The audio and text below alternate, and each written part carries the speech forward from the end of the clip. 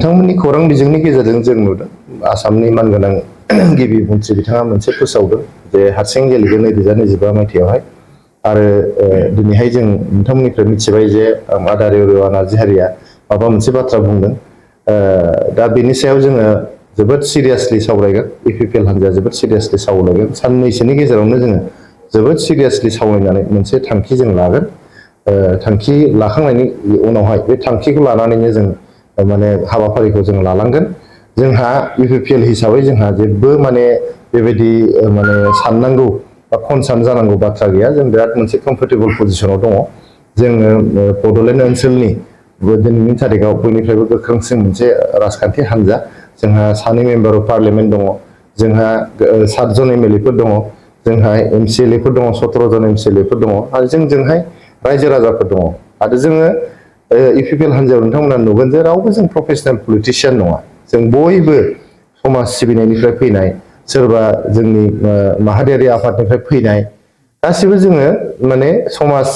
सिबिनायनि जे background social वर्कनि background बेनिफ्रायसो फैजोबनाय गतिके रावबो प्रफेसनेल पलिटिशियान जोंनि हान्जायाव गैया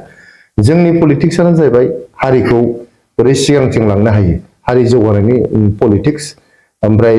जोंनि पलिटिक्सआनो जाहैबाय जोंनि थागिबि माहारिफोरनि मोन्थायफोरखौ बोरैहाय जों इनसियर खालामनो हायो बेनि पलिटिक्स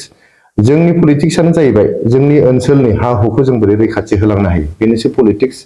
लोगोसे जोंनि पलिटिकेल राइट्स जिखिनि दङ गोमानाय पलिटिकेल राइट्स बेफोरखौ जों बोरै गाबथानो हायो बोरै जों साबसिननिफ्राय साबसिन खालामनो हायो बेनोसै जोंना पलिटिक्स जोङो बेवहाय रावबो प्रफेसनेल पलिटिशियान जोंनि हान्जायाव गैया गतिके जोंहा जेबो गिनांगौ साननांगौ जेबो गैया जोंनि पलिटिक्सआनो समाजनि थाखाय जोंनि पलिटिक्सआ जाहैबाय बड'लेण्ड ओनसोलनि रायजो राजाफोरनि थाखाय गरिब दुखिया रायजो राजाफोरनि थाखाय हा हु रैखाथि होनायनि थाखाय जोंनि पलिटिक्सआनो जाहैबाय बिटिआर सुक्तिनि मोनफ्रोमबो दफाखौ आखरे आखरे जों बोरैहाय माने इमप्लिमेन्ट खालामलांनो हायो बेनि थाखायसो जोंनि पलिटिक्सआ गतिके सोरबा सासे सानै मानसिफ्रा जों माने इपिपिएल जों थाला बा इपिपिएल जों गेलेला होनबा जोंहा बाहा बुंनांगौ गैया बिथांमोना मोनसे इन्डिपेन्डेन्ट पलिटिकेल पार्टि बिथांमोना मा डिसिसन लायो लाया बे बिथांमोननि सायाव आरो जोंनि डिसिसनखौ जों साननैसोनि गेजेरावनो जों सिरियासलि गासिबो जोंनि एमएलए एमपि एमसिएलए गासैखौबो लाजोबनानै थाबैनो जों जिरायनानै मोनसे जों थांखि लागोन बे थांखिनि गेजेरजोंनो जों हाबाफारिफोरखौबो लालांबाय थागोन मोनफ्रोमबो हान्जाया बे सिमांखौ नुनो हायो सिमां नुनायाव जेबो गाज्रि बाथ्रा गैया जे बिसायख'थियाव जायफोर गेलेनो थाङो खुनु माने राजखान्थियारि हान्जायानो बुङा जे जों जेनगोन बा जोङो माने सासनाव फैनाय नङा होननानै रावबो बुङा दा सासनाव फैनोब्ला रायजो राजानि मदद नांगोन रायजो राजानि भट नांगोन नङा होमबा जोङो रायजोफ्रा जेखौ सानो रायजोफ्रा जायनो भट होयो बिसोरसो सरकार दानो हायो